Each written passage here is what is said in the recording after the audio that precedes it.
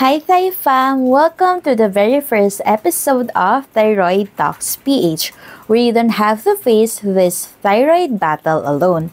I'm Bernadette Tan, a certified international medical laboratory scientist and a registered medical technologist here in the Philippines. And I created this vlog to share helpful tips, personal stories, and of course, trusted information to support you on your thyroid journey. Whether you're living with a thyroid condition, or someone you care about is already facing one, or you're just curious to learn more. So, let's start this journey together. A little about me. I've personally faced thyroid challenges po. I was diagnosed with hyperthyroidism for more than a year now. So I know how overwhelming it can be, especially when navigating symptoms, treatments, and lifestyle changes. So that's why I wanted to create a safe space where we can learn together, share honest experiences, and of course, to support one another dahil hindi nga po ito biro at hindi madali. Lalo na po nung first encounter ko po with the endocrinologist, ang una ko pong ginawa talaga is nag-search ako or naghanap ako ng community where I can relate. So, maghanap ng mga taong may thyroid conditions din po. And sadly, wala po ako nahanap na ganong community. Kaya, ayun po yung naging motivation ko to create this Thyroid Talks PH.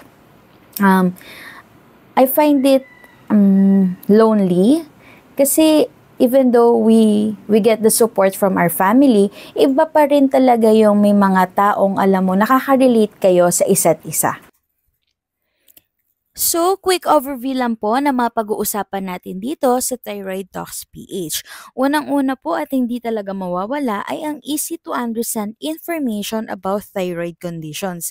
Kasi nga po, Thyroid Talks PH tayo. Ang talagang number one focus po natin ay thyroid. Pangalawa po, tips on managing symptoms and improving your quality of life, understanding your lab results, and of course, real stories from fellow TIFAM members. Kaya hindi po mawawala sa pag-uusapan natin ang ating lab results. So, willing din po ako i-share and openly ang mga setbacks po na na-experience ko and kung paano po ako nag-bounce back. And syempre, lots of encouragement and hope along the way. So, I'm so glad that you're here and let's make this journey a little easier together. So, before we dive deeper, alamin po muna natin ano nga ba ang thyroid. Ang thyroid po ay isang gland na makikita sa ating leeg na mayroong hugis paru-paro. Opo, hugis paru-paro po. Ano nga po ba ang thyroid? Ang sabi po ito ay isang gland. Para saan naman po itong gland? Ano ba tong gland na to? Ang gland po ay may kakayahang mag-produce o gumawa at mag-secrete ng mga substances na mayroong malaking tulong po sa ating katawan. So, ito pong substances na nare-release ng ating thyroid ay tinatawag na thyroid hormone or hormone. So, malaki po ang function nito lalo na sa pag-regulate na ating body metabolism, lalo na sa ating blood sugar.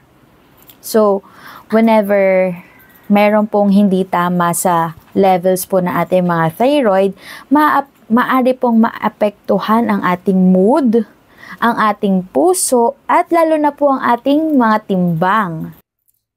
Pag-usapan naman po natin ngayon yung mga parte or yung parts ng ating thyroid gland. Sabi po natin kanina, ang ating thyroid gland ay hugis paru-paro. Kung ito po ay hahatiin natin sa gitna, meron tayong makukuhang right lobe at left lobe. Ano po yung tawag doon sa nagko-connect sa dalawa? Ayan po ay ang isthmus.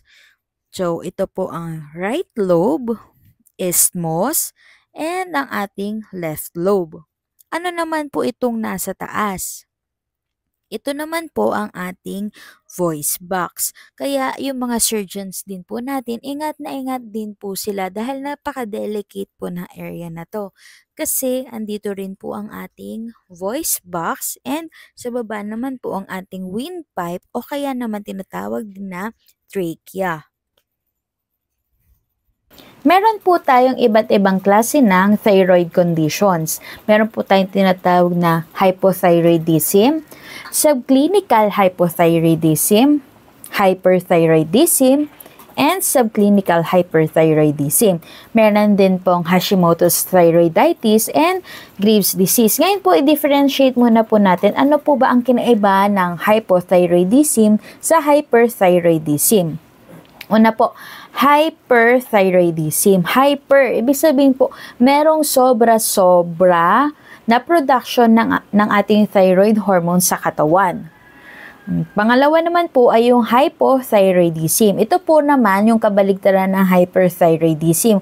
Kung sa hyper po ay merong sobra-sobrang thyroid hormone, sa hypothyroidism naman po kulang po ang production at secretion ng ating thyroid hormone.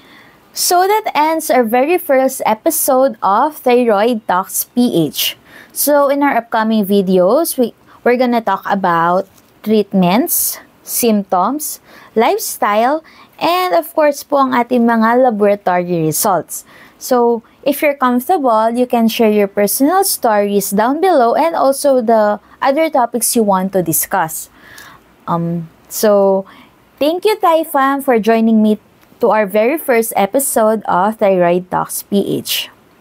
Stay informed, stay healthy, and always thrive with ThaiFam.